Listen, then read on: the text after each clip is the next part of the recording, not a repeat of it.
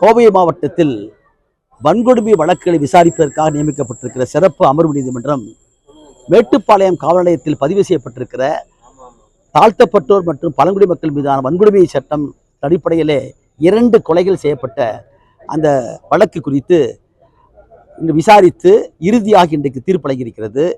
இந்த வழக்கிலே வர்ஷிப்ரியான்னு சொல்லக்கூடிய 16 வயதை சார்ந்திருக்கக்கூடிய இளவர் பெண், அவரும் கனகராஜன் சொல்லக்கூடிய பட்டியலத்தை சாராதவர் இருவரும் காதலித்தார்கள். 2018ஆம் ஆண்டே தீபாவளி அன்று அவர்கள் வீட்டை விட்டு சென்று விட்டார்கள். இந்த பெண் வர்ஷிப்ரியா அம்மா அமுதா என்பவர் ஒரு முனிசிபல் தொழிலாளியாக கூடியவர். அவர் போய் அவருடைய குழந்தையிடத்திலே நீ இது போல செய்யக்கூடாது, பேஜராக வேண்டும் சொல்லி மீட்டு வந்து விட்டார்கள்.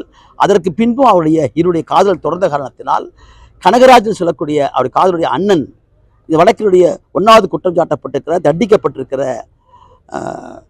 வினோத் என்பவர் அவர் நண்பர்களோடு சேர்ந்து கொண்டு போய் அவர் வீட்டுக்கே போய் மிரட்டி இருக்கிறார். நீங்கள் நிறுத்த வேண்டும், உங்கள் சாதி வேறு எங்கள் சாதி வேறு என்று சொல்லி மிரட்டி இருக்கிறார். அதன் பின்பு 25/6/2019 அன்றைக்கு 4 மணிக்கு மேட்டுப்பாளையத்தில் 4 பேர், அதாவது வினோத்தும் அவரோடு சேர்ந்து கந்தவேல், ஐயப்பன், சின்ராஜ், இந்த 4 பேருமே பட்டியலினத்தை சாராதவர்கள் திட்டமிட்டு சதி செய்து இவர்களை கொலை செய்ய வேண்டும் என்று குற்றமிட்டு சதி செய்திருக்கிறார்கள். அதற்கு ஒரே காரணம், வர்ஷிப்ரியா ஒரு பட்டியலினத்தை சார்ந்திருக்கிறவர், அருந்ததியினத்தை சார்ந்திருக்கிறவர். ஆகவே அவரை திருமணம் செய்வதால் தன்னுடைய குலத்திற்கும் பெயருக்கும் இழுக்கு, தனக்கு திருமணம் ஆகாது என்ற ஒரே சாதி துவேஷத்தை வைத்திருக்கக்கூடிய ஒரு ஆணவ கொலை இது.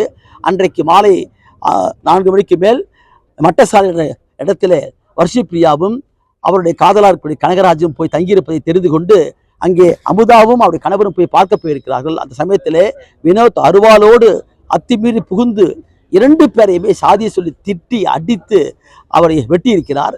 அந்த கொடூரமான வெட்டுப்பட்ட இடத்தை அமுதாவுடைய தாயாரும் அவருடைய கணவரும் அங்கே இருந்து பார்த்திருக்கிறார்கள்.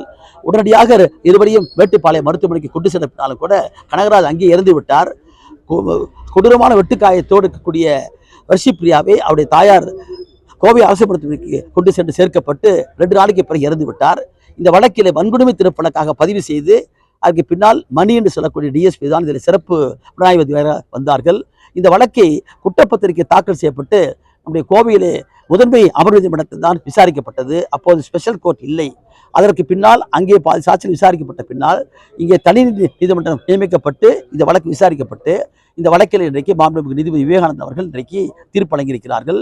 4 பேர் மீதும் குற்றமுறு சதி, அதோடு அந்த குற்றமுறு சதியினுடைய அடிப்படையிலே தான் வினோத் சொல்லக்கூடிய 1வது தண்டிக்கப்பட்டிருக்கிற குற்றவாளி மட்டசாலைக்குள்ள அத்துமீறி நுழைந்து போய் 2 பேரையும் கொலை செய்திருக்கிறார் என்று சொல்லி 120B மட்டுமல்ல, அத்தோடு சேர்ந்து 448 சொல்லக்கூடிய கிரிமினல் ட்ரெஸ்பாஸ், 302 சொல்லக்கூடிய கொலை, 2 பேரை கொலை செய்த காரணத்தால் இரட்டை எண்ணிக்கையிலும் அது மட்டும் இல்லை சாதி இழிவுபடுத்தி பேசியிருக்கிறார்.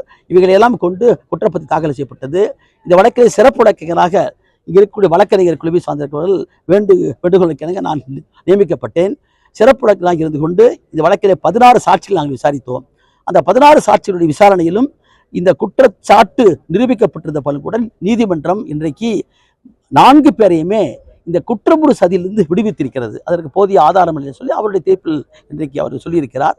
அந்த குற்றமுறு சதி இல்லாமல் நேரடியாக 1வது எதிரியாக இருக்கக்கூடிய வினோத் அவர் மட்டசாலைக்குள் புகுந்து அருவாளோடு சென்று சாதியை இழிவுபடுத்தி பேசி வெட்டி கொண்டிருக்கிறார் என்பதற்காக 448 ஈத்தாசா மற்றும் 302 2 எண்ணிக்கையின் கீழும் மற்றும் வன்கொடுமை தடுப்பு சட்டத்துடைய 325 என்ற அடிப்படையிலும் மேக்சிமம் பனிஷ்மெண்ட் என்ற முறையிலே அவருக்கு இந்த குற்றவாளி என்று சொல்லி அறிவித்திருக்கிறார்.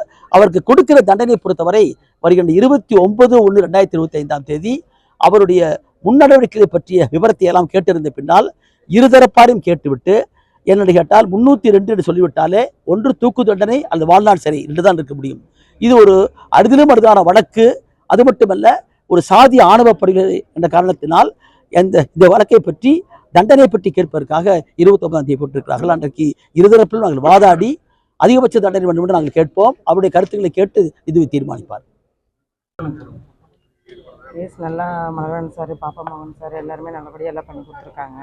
வினோத்துக்கு நல்லா தண்டனை வாங்கி கொடுத்துட்டாங்க. ஆனால் மற்ற 3 பேருக்கு தான் அதுதான் எனக்கு ரொம்ப மனசு கஷ்டமாக இருக்குது. ஏன்னா அவங்க 3 பேரும் சேர்ந்து 4 பேரும் சேர்ந்து பண்ணியிருக்காங்க. அவங்களுக்கு மட்டும் எப்படி விடுதலை கொடுக்கலாம்? அவங்களுக்கு கண்டிப்பாக மேல்முறையீட்டு விடுதலை அவங்களுக்கு கண்டிப்பாக தண்டனை வாங்கி தரணும். அதுதான். நன்றி. கருடா வாய்ஸ்.